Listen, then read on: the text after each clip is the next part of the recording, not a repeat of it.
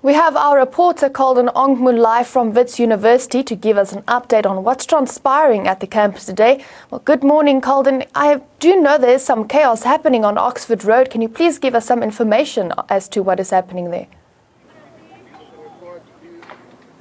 Well, thank you so much. We've moved from the main campus. Now we are at one of the res here, Nokando residence in Parktown. I'm standing here in Winchester Road, which has been totally closed down. My cameraman will just pan and show you how the road has been totally closed down. You're seeing visuals of debris left from last night. And as I'm talking to you right now, police and the students are on warpath once again on exchange of stones, bricks, rubber bullets and stun grenades. You can see from the visuals there, the police have been ducking stones from the students, while students have been ducking rubber bullets and stone grenades, which have been firing since the last 10 minutes now. There's a debris you can see. The students have put out a notice saying no to curfew. They do not want curfew. And this has gone worst after the arrest of student leader yesterday at around 1 a.m. That's Mthebo Dlamini's arrest. The students are not holding the ground. They're saying they are going to continue fighting this come what may, until and unless the demand of free education is met. And as students are throwing these stones and bricks, it's becoming quite dangerous. Where we are standing, we'll show you. This is the road, and down this road is a street here where the stones are actually flying down on the passing vehicles that's on the road there, and some cars actually losing control here. The stones are flying from the residents onto these streets that you're seeing on visuals right now, damaging some of the passing cars here. As you can see, some people are also passing by this road, so it's become quite dangerous for common man who's taking this road to get to their work.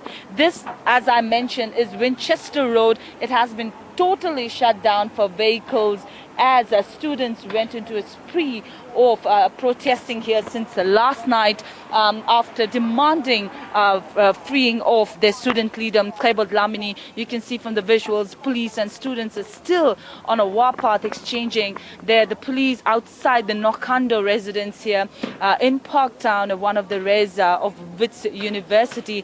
The gates have been locked, therefore students are not, however, they have not been able to get out of the residence, but they were a few minutes back very close to the gate, banging dustbins and saying that we want free decolonized education now. You can see the media here as well trying to get the best visuals, best shot as possible. Police nyalas very close, public people moving, running for their safety, as the general public not very safe, as the walls of this residence is not very high, therefore making a public and passerbys a very soft target for all those taking this Winchester Road. Police and students are here. Students have dispersed now, but police have been here since last night trying to disperse students. The gates have been locked, not letting the students come out of this residence. Okay. Colden, can you please tell us, is there any indication that this can spread, or are the police really keeping it tightly knit? And the other thing is, do you think there will be disruptions at the Hillbrow Magistrates Court today with those students appearing in court?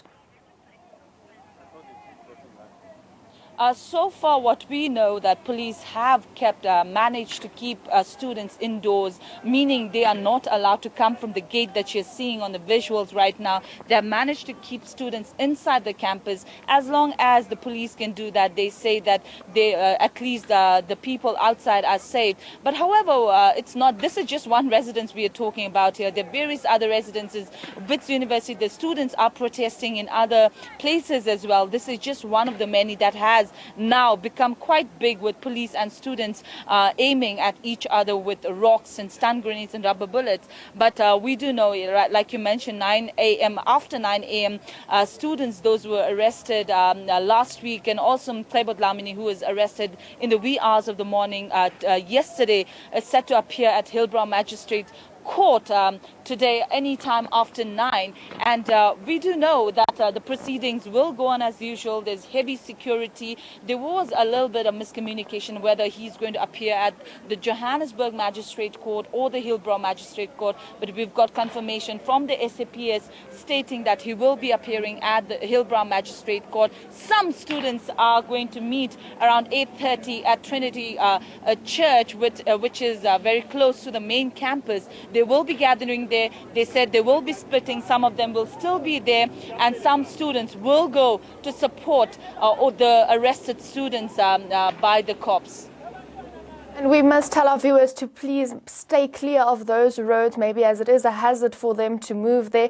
Now, Calden, can you please tell us, have you spoken to any of the students this morning? What is their reaction today on the arrests that were made and on the Wits campus, on their curfew? I know you've said that they do not want the curfew, but unfortunately this is for some people's safety, for the public safety as well.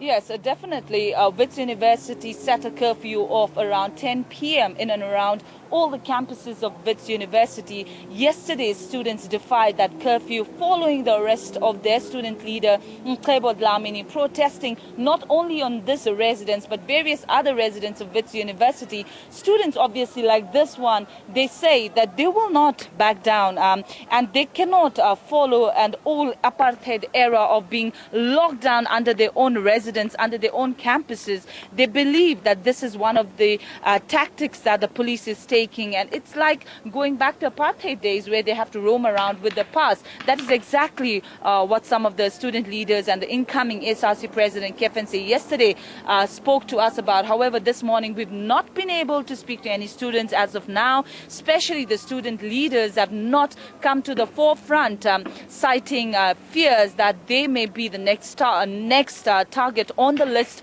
of police's student arrests. They are maintaining low right now. They're keeping a very low profile, but it's the other students now that have come to the forefront demanding the release of their colleagues and also demanding free decolonized education now. You can still see the ongoing battle between students and the police there. Inside, students are still pelting stones and bricks at police who are standing outside the gate there, and the police resorting to firing stun grenades and rubber bullets. It's become extremely volatile, very dangerous. As I mentioned before, you can see from the visuals, the gates are not very high. So chances of being one of the passerbys here being hit by the stones and the rubber bullets are very, it's very high. So people are taking precaution here. Police are maintaining, they keep students inside the gate and not allow them to come outside those gates that you see from the Nokando residents of Wits University.